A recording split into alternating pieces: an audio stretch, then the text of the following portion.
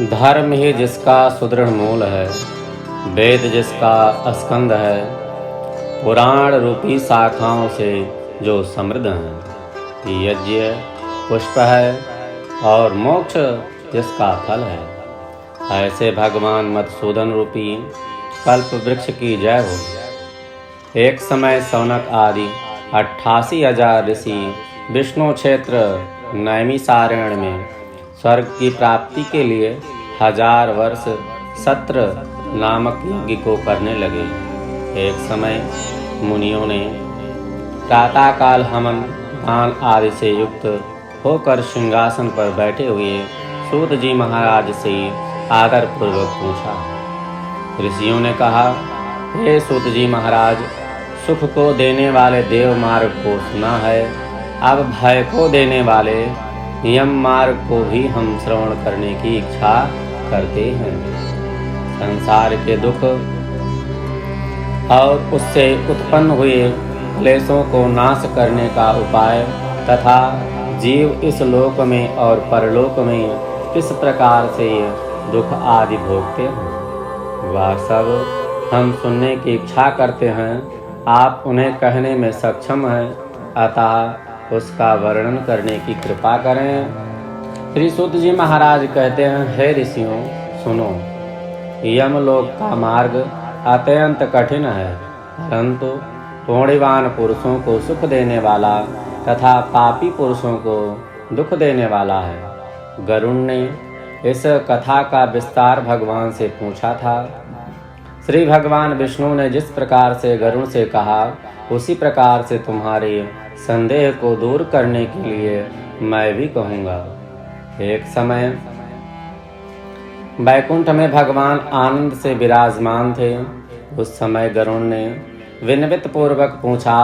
गरुड़ जी ने कहा, हे देव, अनेक प्रकार के भक्ति मार्ग आपने मुझसे कहा है और भक्तजनों की उत्तम गति को भी आपने मुझसे बताया है। इस समय यमलोक मार्ग को सुनने की इच्छा करता हूँ। आपकी भक्ति से विमुख पुरुषों को यम मार्ग में कैसे जाना पड़ता है। हे भगवान, आपका नाम अति सुंदर है, उसके उच्चारण करने में कोई परिश्रम नहीं लगता। सबके मुख में जिह्वा भी है, फिर भी वह नरक में जाते हैं। ऐसे नर अधम को बारंबार धिक्कार है, जो आपके नामों का स्मरण नहीं करते, आपके नामों का गायन नहीं करते हैं। इस कारण हे भगवान, पापी पुरुषों की जो गति होती है वह मुझसे कहो, और यमलोक मार्ग में जाते हुए वे किस प्रकार से दुखों को प्राप्त होते हैं वह भी कहिए। श्री भगवान ने कहा, हे पक्षेंद्र, जिसके सुनने से ही भय उत्पन्न होता है, ऐसे यम मार्ग को मैं तुमसे कहता हूँ। जिस मार्ग में पापी पुरुष नरक जाते हैं वह सुनने में ही बड़ा भयंकर है। उस नरक में ऐसे ऐसे मनुष्य जाते हैं जो पाप कर्म में संलग्न हैं तथा दया धर्म से रहित हैं, दुष्ट पुरुषों के साथी हैं, शास्त्र तथा सत्संगति से परमुख हैं।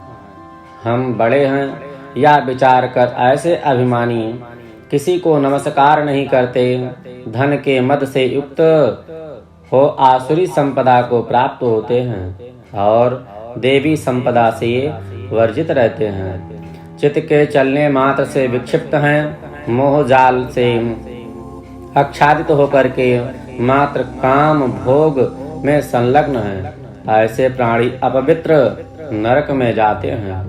जो पुरुष ज्ञानशील व पर भक्ति पर गति को प्राप्त होते हैं, जो प्राणी पाप कर्म में प्रवृत्त हैं, वह तो दुख से यम यातना को भोगते हैं।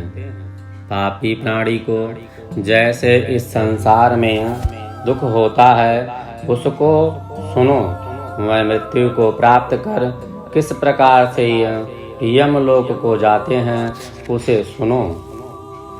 सुकृत और दुष्कृत भोग कर अर्जित कर्म के कारण वृद्धावस्था में व्याधि उत्पन्न हो जाता है।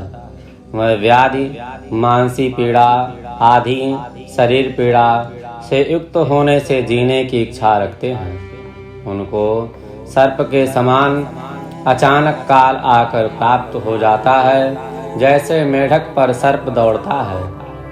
अंत काल में भी उन्हें वैराग्य उत्पन्न नहीं होता और जिसका उन्हें पालन किया था मैं पुत्र आदि उसका पालन करने लगते हैं, और ऐसी अवस्था में उसे नेत्र से दिखाई नहीं देता, कान से सुनाई नहीं देता और दांत भी गिर जाते हैं।